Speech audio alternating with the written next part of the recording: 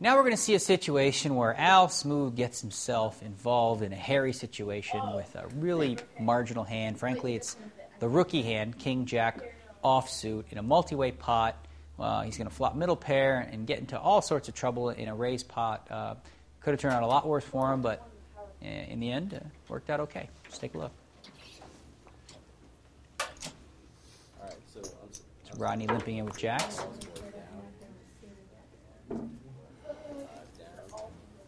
It's me on Al right here. I feel that I have a pretty tight image. So I might raise $10. So he's going to make it $10 here. I've got something I can play here. Yeah, you got something you can play. But I'll tell you what, in a nine-handed game, there's a very good chance that someone's going to have a hand better than King Jack. Position is not horrible, but you do have two really tough players behind you there, Al. You've got Paul and Kirk, both with position on you. So a hand like King Jack is dangerous. I can see the thinking here is to maybe isolate against Rodney, but making it 10 exposes yourself with a really just kind of yucky marginal hand. So Paul's calling the 10.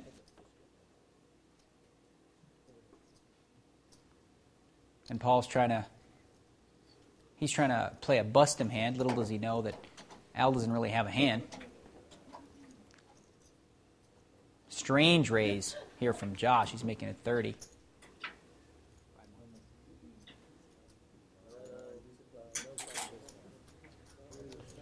Well, I was going to fold, but if they're suited, I guess I ran. All right, and Brad's suited, so, that's enough of an excuse to put $30 in, I imagine. Call. The 9 deuce suited. Yeah, he calls. Primo hand. Kidding, of course. Gives me the odds to call. That definitely gives me the odds to call, even though I have a hand that could be dominated.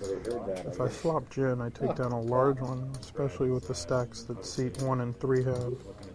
3 big stacks. This is a good hand to play against him. Al, I disagree with you completely.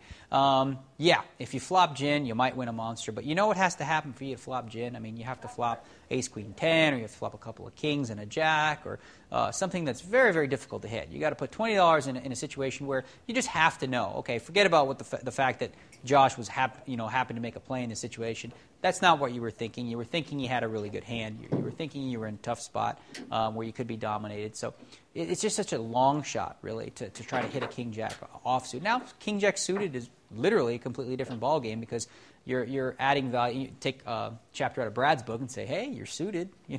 Of course, 9 deuce, king jack, slightly different.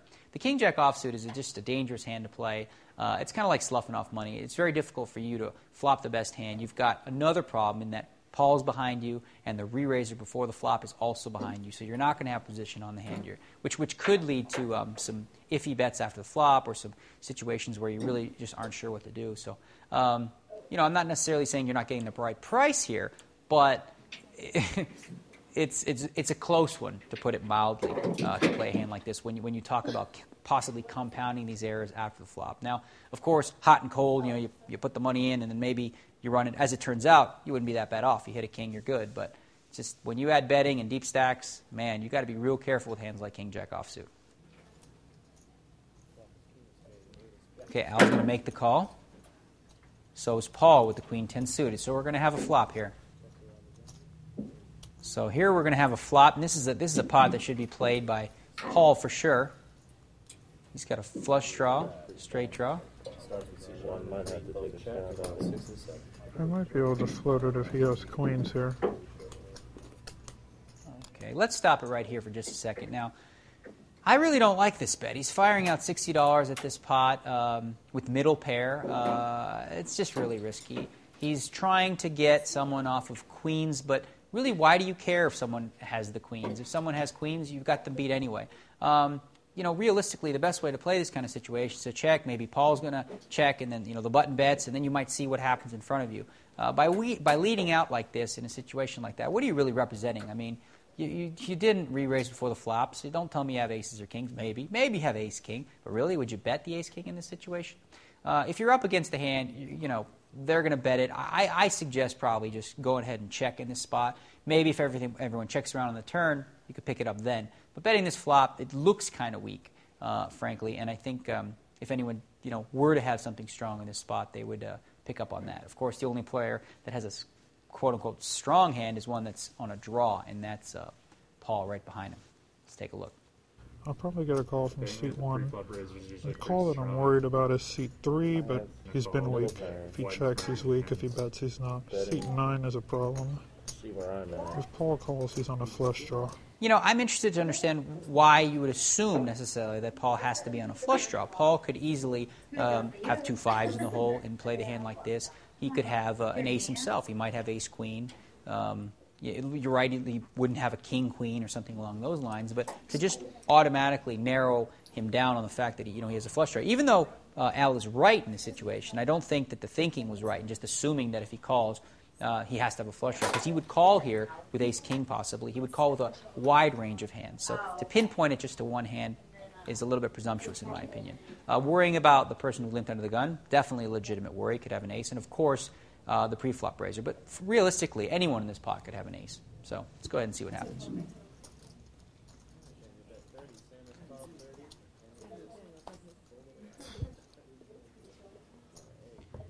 Okay, so Paul is trying to widen his range of hands by smooth calling. Slightly worried about the ace suited. That's the only real hand that has Paul in bad shape, if someone has ace X of hearts. And Josh, of course, has been caught red-handed trying to steal this pot with queen 5. This will probably be a call regardless of what he reads me for. All right, and Al just assumes matter. that Brad's just going to call with any We 2 got cards. 9 high. He put him on 9 high. Very impressive, Al. Okay, heads up to the turn now. Paul's generally pretty tight, so I'm putting him in a heart draw. Good read. I'm just going to try and take it away from him. That pretty much makes a gin for my hand, but I'm going to bet if I don't have it. Okay, obviously he's right there. That is a gin card for him. Especially having the jack takes away one of Paul's straight outs. If jack hits, it would fill up Al. That looks suspicious. I know I might be blowing him off a weaker hand here. Okay, let me stop right there for just a second. I'm not really sure I understood what he means by blowing him off a weaker hand. If he had an ace, I mean, I guess you can call that a weaker hand than you have at this point. But realistically, the only kind of hands that Paul could have right now are a hand that has you crushed, a hand like ace something, which you want in, and again, the third option is the flush draw. But of course, unlike in a game like stud, in stud, if he hits his flush, you don't get to see it because it comes down. Here, flush card comes in the river, you can check. It's not the biggest danger in the world. So I don't mind the bet size. Narrowing him down to just the flush draw, I think is a little presumptuous. Again, he could have the ace in this situation. He could have full house. Paul didn't really do anything in this hand that gives it away, I don't think. I might be blowing him off of a flush draw, but the paired board is no good for his hand. Regardless, if he's on a flush draw or if he's got the ace, a check might have been the good bet, but I think I lose value. In fact, Al, based on that line of thinking, I think the bet size is actually pretty good.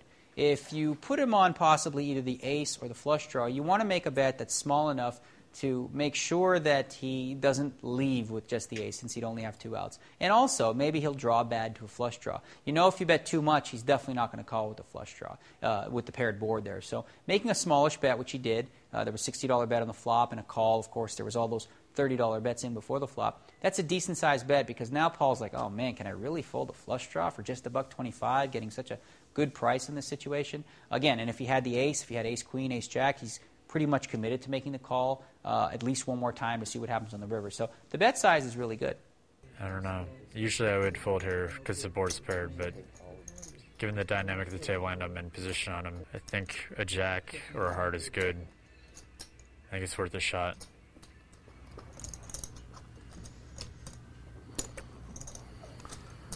Okay, he was getting the right price to call with a flush draw there. With the paired board, though, I think I have to fade a heart.